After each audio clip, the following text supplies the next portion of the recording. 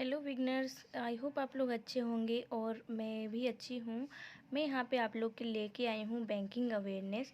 जैसे कि अभी के बहुत सारे ऐसे एग्ज़ाम निकल रहे हैं बैंकिंग के, और आप लोग भी प्रिपरेशन कर रहे होंगे बैंकिंग के लिए 2023 के लिए। मैंने भी यहाँ पे अभी प्रैक्टिस करना स्टार्ट कर दिया है, प्रिपरेशन स्टार्ट कर दिया है बैंक के लिए। तो मैंने यहाँ पे लेकर आई हूँ बैंकिंग हिस्ट्री। तो मैंने सोचा क्यों ना जो मेरे तरह बिगनर हैं उनके लिए भी मैं भी कुछ लेकर आऊँ। तो मैं जैसे तैयारी कर रही हूँ वैसे ही मैं लेकर आई हूँ बैंकिंग का पूरा बेसिक से लेकर एडवांस तक मैं आपको यहाँ पे बताऊँगी। बैंकिंग का ये मैंने छोटे छोटे पॉइंट्स लिखे हैं जो बैंकिंग इंटरव्यू में भी पूछे जाते हैं और एमसीक्यू में भी आते हैं। तो चलिए स्टार्ट करते हैं। सबसे पहले बात करते हैं हम बैंक की। बैंक क्या है? बैंक एक फाइनेंशियल इंस्टीट्यूशन है जो डिपॉजिट को एक्सेप्ट करती है और लोन प्रोवाइड करती है। लोन प्रोवाइड करती है और डिपॉजिट एक्सेप्ट करती है। इसका मतलब ये नहीं है कि सभी बैंक बैंक हैं। बैंक बनने के लिए उसको परफॉर्म करना पड़ेगा अंडर बैंकिंग रेगुलेशन एक्ट 1949 के अंडर में। अगर वो इसके थ्रू परफॉर्म नहीं करती है, इसी फॉर्म में नहीं रहती है, तो वो बैंक नहीं होगा। इसलिए आपको बहुत ही याद करना होगा। ये बहुत ही इम्पॉर्टेंट है कि जो bank under banking regulation act के तहत काम करती है वही बैंक होता है और वही फाइनेंशियल इंस्टीट्यूशन है जो डिपॉजिट एक्सेप्ट करती है और लोन प्रोवाइड करती है। तो यहाँ पे इम्पॉर्टेंट ये है कि बैंकिंग की 3 एक्ट हैं। पहला तो आपको मैंने बता दिया, बैंकिंग रेगुलेशन एक्ट 1949। दूसरा है नेगोशिएबल इंस्ट्रूमेंट एक्ट 1881 में आया था जस्ट। और तीसरा है आरबीआई एक्ट 1935। तो ये 3 जो एक्ट हैं ये बैंकिंग के लिए बहुत ही इम्पॉर्टेंट है। ये आप इसको इम्पॉर्टेंट मार्क कर लीजिए, जैसे कि मैंने किया है यहाँ पर। अभी जैसे कि कोई आपसे पूछेगा कि बैंकिंग रेगुलेशन एक्ट 1914 किस में काम आता है, मतलब क्या है, तो जो इसका डेफिनेशन है, जैसे कि ये है बैंक फाइनेंशियल इंस्टीट्यूशन है जो डिपॉजिट को एक्सेप्ट करती है, लोन्स प्रोवाइड करती है। ये किसके अंडर में आता है? ये आता है बैंकिंग रेगुलेशन एक्ट 1949 के अंडर में। अब आपसे कोई पूछता है कि बैंक का जो हॉलीडे होता है, छुट्टियां होती हैं कि पहला सैटरडे छुट्टी नहीं रहेगा, सेकंड सैटरडे छुट्टी रहेगा, ये किसके अंडर में आता है? ये आता है नेगोशिएबल इंस्ट्रूमेंट एक्ट 1881 के अंडर में। तो ये है इसके एग्जाम्पल, मैंने यहाँ पे लिख भी दिया है, आप भी ऐसे लिख लें और आप भी याद कर लें। तीसरा आता है आरबीआई एक्ट 1935 जो कि बैंक को रेगुलेट करता है। बैंकों को कौन रेगुलेट करता है? आरबीआई। तो आरबीआई कब आया था? 1935 में। तो इसलिए यहाँ इसके अंडर में आता है। बैंकों को कौन रेगुलेशन करता है? आरबीआई। तो इसीलिए ये एक्ट है। ये तीनों एक्ट आपको बहुत ही इंपॉर्टेंट याद करना है। बैंक का डिफिनेशन, और डेफिनेशन किसके अंडर में आता है? डेफिनेशन आता है बैंकिंग रेगुलेशन एक्ट के अंडर में। और जो बैंक की छुट्टियां होती है वो किस में आता है? नेगोशिएबल इंस्ट्रूमेंट एक्ट 1881 के अंडर में। और जो बैंकों को रेगुलेट करती है वो किसके अंडर में आता है? आरबीआई एक्ट 1935 में। तो आई होप आप लोगों को इतना क्लियर होगा। अब बात करते हैं कि बैंक की शुरुआत कब हुई, कब आया बैंक। तो बैंक का इस्टेब्लिशमेंट कब हुआ था? बैंकों का इस्टेब्लिशमेंट ये फॉरेनर जो बाहर से आए थे हमारे इंडिया में, उन्होंने स्टार्ट किया था। जो कि सबसे पहले उन्होंने किया था बैंक ऑफ हिंदुस्तान, क्योंकि हिंदुस्तान में आई थी इसलिए इसका नाम था बैंक ऑफ हिंदुस्तान, जो कि आया था 1770 में। लेकिन जो इन्होंने अंग्रेज़ों ने स्टार्ट किया था, इसीलिए यहाँ फर्स्ट बैंक नहीं होगा। बैंक कई बार क्वेश्चन आता है कि फर्स्ट बैंक कौन सा है, तो बहुत सारे लोग यहाँ पे गलत हो जाते हैं। ये बैंक तो है फर्स्ट, लेकिन इस्टेब्लिश्ड हुआ था इंडिया में, बट ये है नहीं। फर्स्ट बैंक है कमर्शियल बैंक इलाहाबाद बैंक, जो कि इंडियन द्वारा आया था। इंडियन ने स्टार्ट किया था। कब स्टार्ट किया था? 1865 में। मैंने यहाँ पे लिखा भी है कि जो फर्स्ट बैंक अगर क्वेश्चन आता है तो आप ये नहीं लिखेंगे, इस्टेब्लिश्ड आता है तो वो आप लिख सकते हैं बैंक ऑफ हिंदुस्तान। बट अगर आएगा फर्स्ट बैंक ऑफ इंडिया का फर्स्ट बैंक कौन सा है, तो कमर्शियल बैंक कौन सा है, तो आप यहाँ पे लिखेंगे इलाहाबाद बैंक, या आप कुछ टिक करेंगे। ये इंडियंस द्वारा हुआ था, तो यही आपका आंसर होना चाहिए।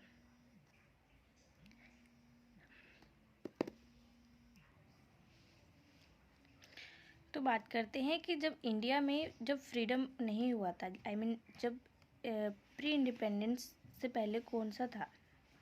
तो before India freedom there is two types of bank. First is फिरंगी बैंक एंड सेकंड इज स्वदेशी बैंक। फिरंगी बैंक जो थे इस्टेब्लिश हुए थे फॉरेनर के थ्रू, और ये ओपन हुआ था बैंक अर्बन एरियाज़ में। जो फॉरेनर जो होते थे वो अर्बन एरिया में शहर में जो सिटीज़ जो होती थी उसमें यह बैंक को ओपन करते थे, और रिच पीपल को टारगेट करते थे। इनका जो पैसा आता था बैंक में वो क्या करते थे, मनी इन्वेस्ट कर देते यूएसए स्टॉक मार्केट पे। तो यहाँ पे इनको ये देखे इन्होंने स्टार्ट किया स्वदेशी बैंक। यहाँ पे इन्होंने क्या किया, इंडियंस बैंक ने स्वदेशी बैंक स्टार्ट किया, और ये लोगों को लोन प्रोवाइड करते थे। ये भी रिच लोगों को लोन प्रोवाइड करते थे यहाँ पर, जो रिच पीपल थे, जो लोन लेने के बाद वो लोग क्या करते थे, अपना एक बिजनेस एक्सपोर्ट करते थे बाहर की कंट्री में, लाइक यूएसए में और अदर सिटीज़ में। तो यहाँ पर ये था स्वदेशी बैंक का मतलब ये है कि भारत का बैंक, यहाँ का बैंक जो इंडियंस ने ओपन किया हो। और जो फिरंगी बैंक था तो इंडिया में, लेकिन ये इस्टेब्लिश कौन किया था, फॉरेनर। तो ये क्या करते, ये अपने अपने रूल रेगुलेशन लागू करते थे और अपने अपने रूल रेगुलेशन के अकॉर्डिंग ही काम करते थे। तो इससे इनका नुकसान भी हुआ। अभी आगे बताती हूँ आपको इनका क्या नुकसान हुआ। तो इनको बहुत बड़ा नुकसान हुआ था, जैसे मैंने आपको बताया कि मैं बता रही हूँ।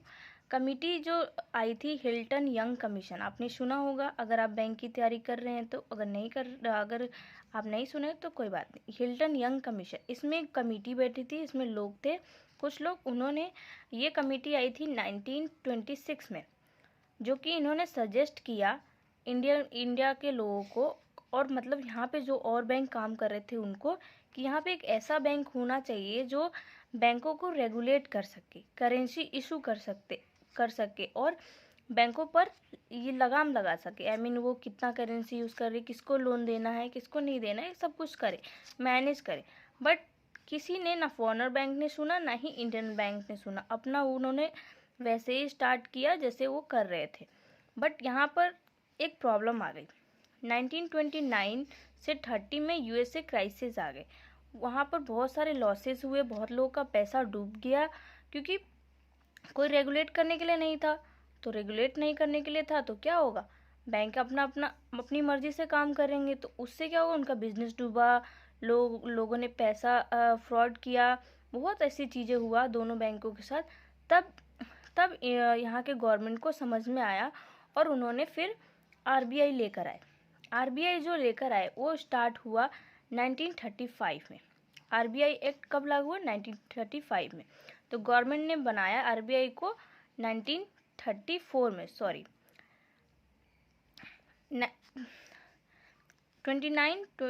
1929-30 यूएसए क्राइसिस आए।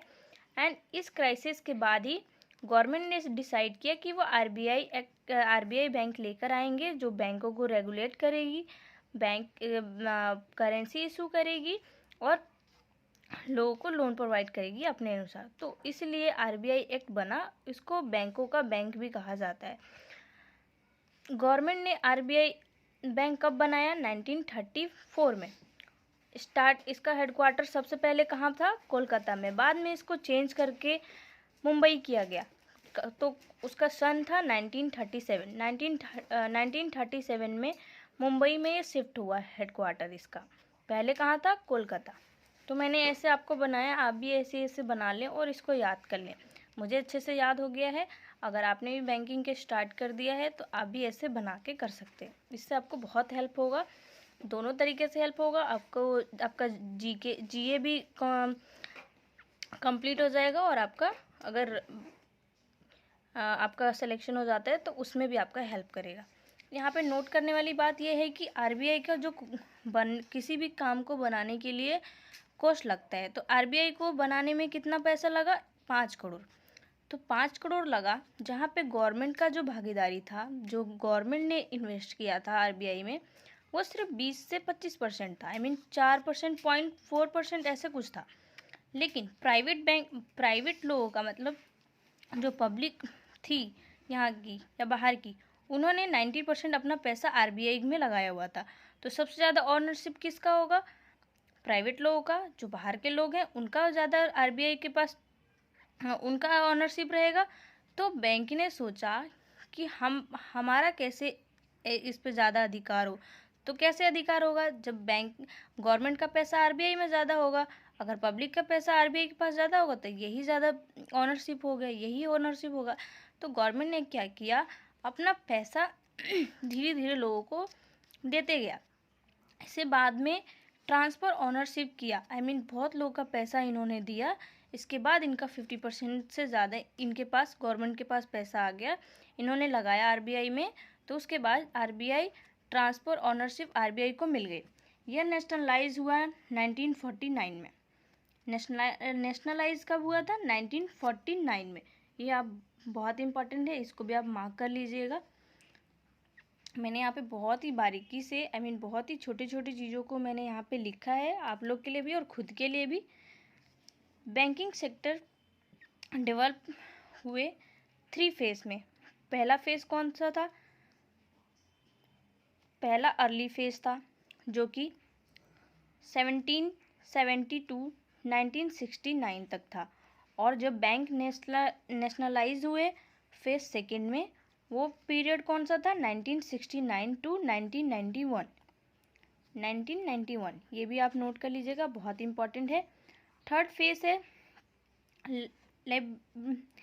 लिबरलाइजेशन और बैंकिंग सेक्टर रिफॉर्म। कब हुए बैंक का स्टार्ट, कब हुआ रिफॉर्मिंग? 1991 से स्टार्ट हुआ, क्योंकि यहाँ पे आप सेकेंड फेज़ चल रहा था। नेशनलाइज बैंक कब हुआ? सेकेंड फेज़ में। जब स्टार्ट कब हुआ था सेकेंड फेज़ इसका? 1969 टू 1999। फिर रिफॉर्म में आया, जो कि अभी तक चल रहा है 1991 में। आप देखते हैं आए दिन बैंक कुछ ना कुछ करती रहती है, कुछ ना कुछ चीज़ें करती रहती है। तो ये है। तो आपका आई होप इतना चीज़ें समझ में आया होगा और आप लोगों ने नोट्स बना लिए होंगे। तो आप कमेंट भी कर सकते हैं कमेंट बॉक्स में अगर आपको कुछ पूछना हो तो। अब यहाँ पे बात करते हैं pre independence period. Pre independence period कब से कब तक था? 1786 टू 1947 तक था पीरियड, क्योंकि हमारा जो फ्रीडम हुआ था इंडिया का, वो 1947 में हुआ था। तो इसलिए 1786 टू 1947 प्री इंडिपेंडेंस पीरियड चल रहा था। फर्स्ट बैंक ऑफ इंडिया कौन सा? जैसे कि लास्ट मैंने प्रीवियस पेज पे आपको कैसे बताया था, कौन सा था? Bank of Hindustan. किसने स्टार्ट किया था? अंग्रेजों ने। तो ये कब पहला बैंक कब आया था? 1770 में, जो कि अंग्रेजों द्वारा स्थापित किया गया था। और इसका हेडक्वार्टर कहाँ था? कोलकाता में। बाद में हमारा जो इलाहाबाद बैंक आया था। दिस बैंक इज फेल्ड, जो आपको मैंने पहले ही बताया, बैंक अपना तरीके से काम कर रहे थे। स्वदेशी बैंक था। अंग्रेज़ों ने अलग से बैंक स्टार्ट किया था, इंडियंस ने अलग से बैंक स्टार्ट किया था, फिरंगी बैंक था। तो इससे क्या हुआ था कि उन्होंने सरवाइव नहीं किया और वो फेल हो गए, ऑपरेशन को ऑपरेट नहीं कर पाए बैंकों को। उससे उनको बहुत लॉस हुआ। लोगों ने फ्रॉड किया उनके साथ, बहुत सारा पैसा उनका डूब गया। तो ये ऑपरेशन जो हुआ था 1832 में।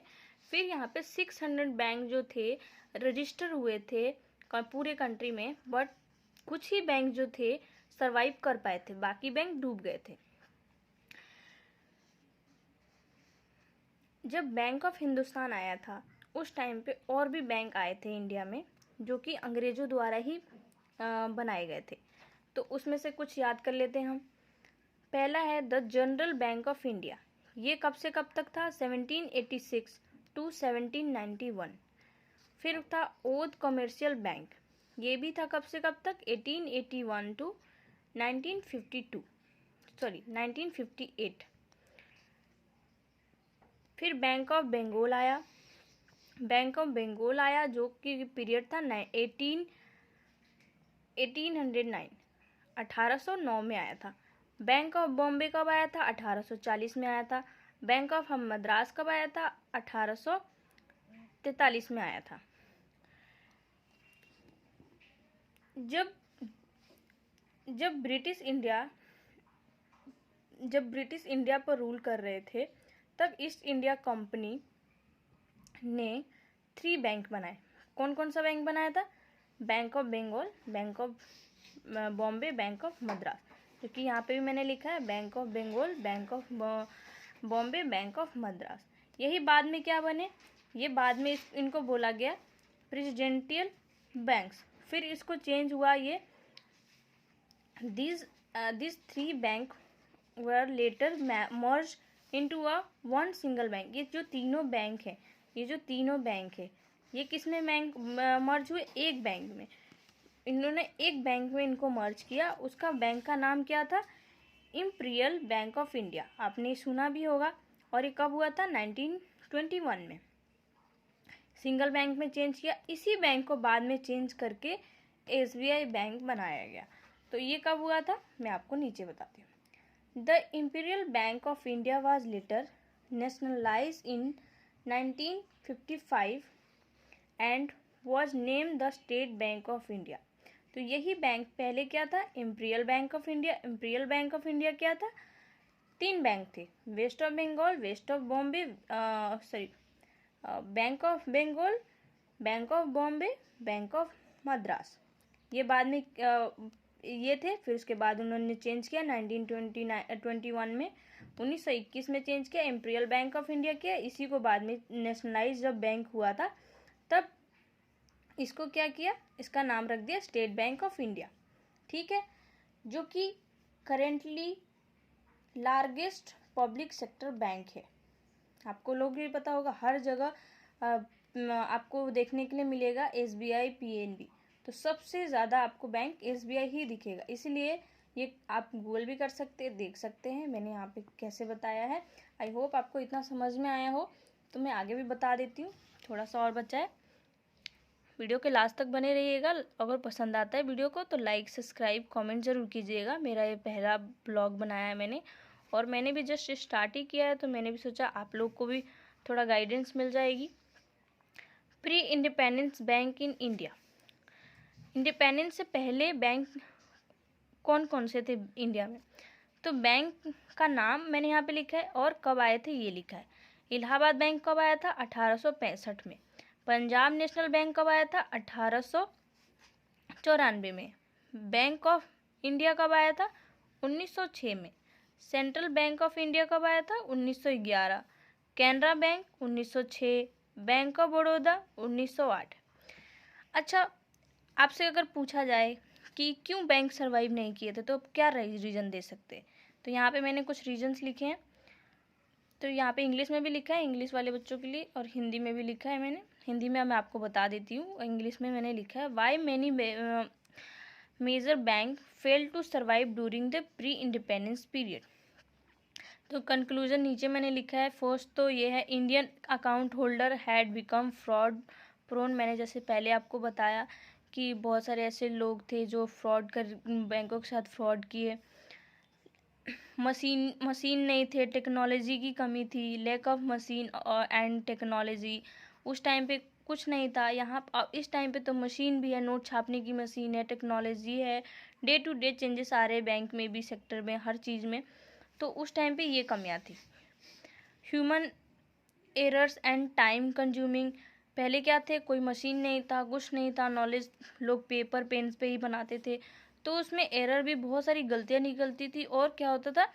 टाइम को भी बहुत ज़्यादा लोग लेते थे, टाइम तो बहुत ज़्यादा कंज्यूम होता था, बहुत वेस्टेज ऑफ टाइम था। फीवर फैसिलिटीज़ नहीं थे, lake of proper management skill नहीं था, लोग मैनेज नहीं कर पा रहे थे। अब RBI है, तो RBI क्या करती है? बैंकों का बैंक है, इसलिए वो टाइम टू टाइम रेगुलेट करती है, चीज़ों को चेंजेस करती है, जैसे जैसे CLR, SLR ये सब बढ़ाती रहती है। तो आपने सुना होगा। तो ये बैंक जो RBI है, RBI आने के बाद बहुत सारी चीज़ों में चेंजेस आए, और अभी भी हो रहा है। तो आई होप गाइज आप लोग को मेरे इस नोट से कुछ हेल्प मिला होगा। तो एक वीडियो पसंद आई होगा तो सब्सक्राइब कर दीजिएगा, लाइक ज़रूर कीजिएगा। फिर मिलूँगी मैं आपको एक नए वीडियो के साथ। जब तक के लिए tata bye bye, all the best.